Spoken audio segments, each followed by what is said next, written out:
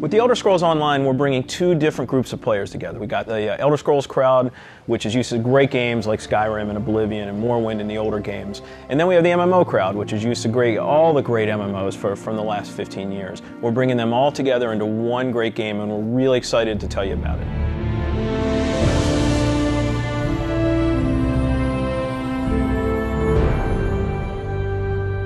Elder Scrolls Online, everything you need to know about it is right in the name. It's Elder Scrolls, but it's online. And when the team set out, they wanted to create strategic real-time combat. We wanted to create a lot of world immersion. We wanted to create a landscape that was rewarded exploration. But all of that had to be brought together with really great social systems. So Elder Scrolls Online, it's set 1,000 years before Skyrim. And not only is it 1,000 years before Skyrim, but it draws on all the legends and everything that you've read about in the books that you find in Elder Scrolls games. So we've got 20 years of lore to draw upon. We made sure that Morrowind, Cyrodiil, and Skyrim feel like they do in Elder Scrolls 3, 4, and 5.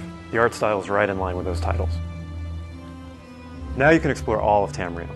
You can return to places that you've seen before, and you can explore new places that you've never been.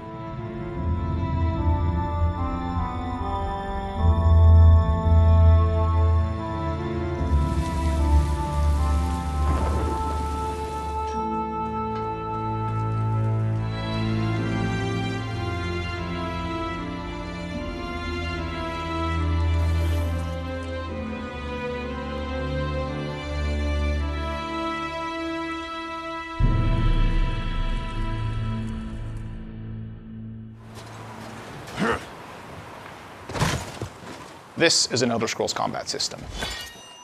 Moving your mouse will make you look around and aim your weapon.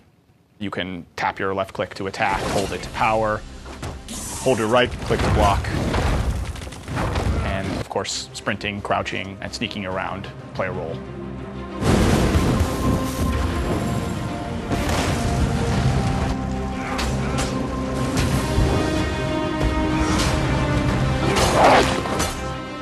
All of our characters are designed so that hundreds of them can be on screen at one time. You're going to have lots of customization options to make your character look unique. You'll find Dwarven armors, Daedric armors, Elven armors, basically all the types of armor styles and customization options that you expect from an Elder Scrolls game and the Elder Scrolls lore. By far the worst experience of any online game is at its launch when you're trying to find your friends. You can't find people, you create a character on one shard and then you find out everyone else is on another shard and you have to move. That experience is not good. So we are not going to have shards. We have a technology we call Mega Server where all players are on one server. So all your friends are right there, you just create a character, you click play and you go.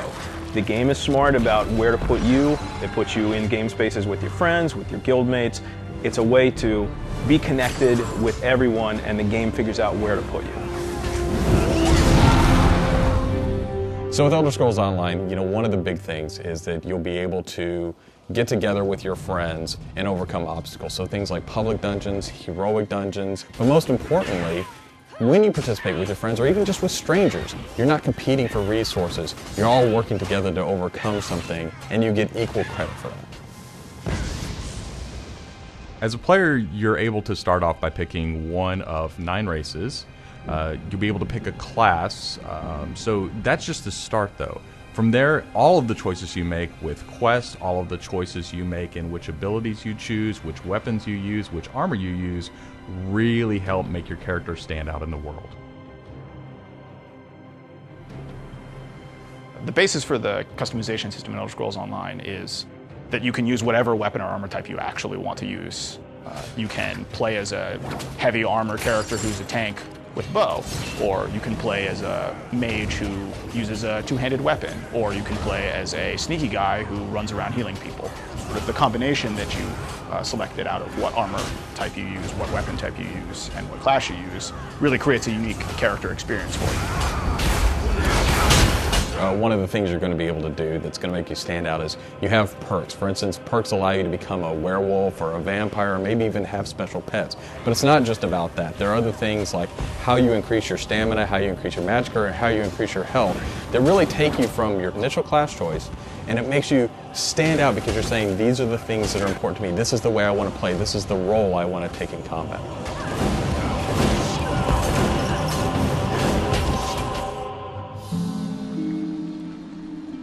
Questing in Elder Scrolls Online was built around a pretty simple concept, and that was that we wanted the player to explore. And we wanted, when the player explored, for them to be able to see something around a corner and say, oh, well, I was on this quest, but now I see something over there that's really interesting. And so they had this decision point of, which thing do I do next? And that's really where we want the player to go. It's not what do I do next, it's which one of these things do I do next. The way a player finds quests in our game is really through exploration. As they wander around the world, we have an on-screen compass, and that really points out the areas of opportunity or points of interest to the player. When the player finds a point of interest in the world, this is really where all of our story content is. And they're an opportunity for the player to make a change in the world. And a really good example of that is there's a werewolf invasion. When the player gets there, they fend off the werewolf invasion, they save the town, and every time you come back to that village, you'll be remembered and thanked by the villagers. The werewolves will be gone just like you would have in Oblivion as the hero of Klatch. Once you hit level 50, that's really where the game opens up. At this point, you're going into Cyrodiil to PvP, or you're deciding you want to go on a heroic raid with your guild and your friends, or maybe you might go into an adventure zone, which is our way of getting you into a zone where you can play solo, you can play with a small group, or you can play with a really large group to overcome obstacles.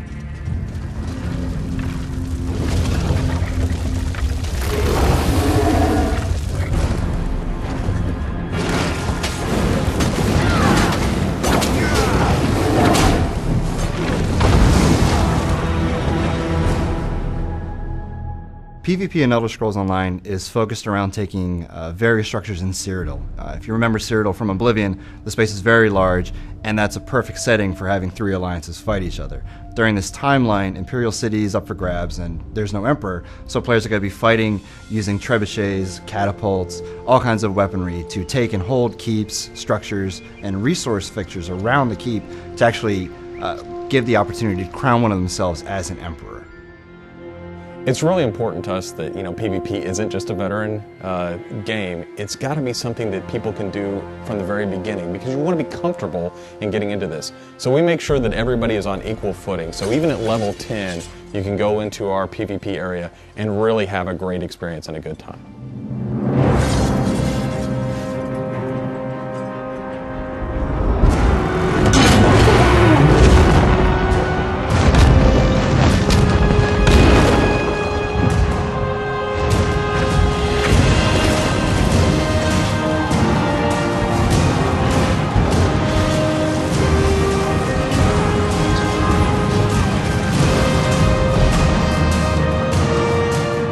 With a game the size of the Elder Scrolls Online, it's really hard to, in one demo, one presentation, one video, to list everything about the game.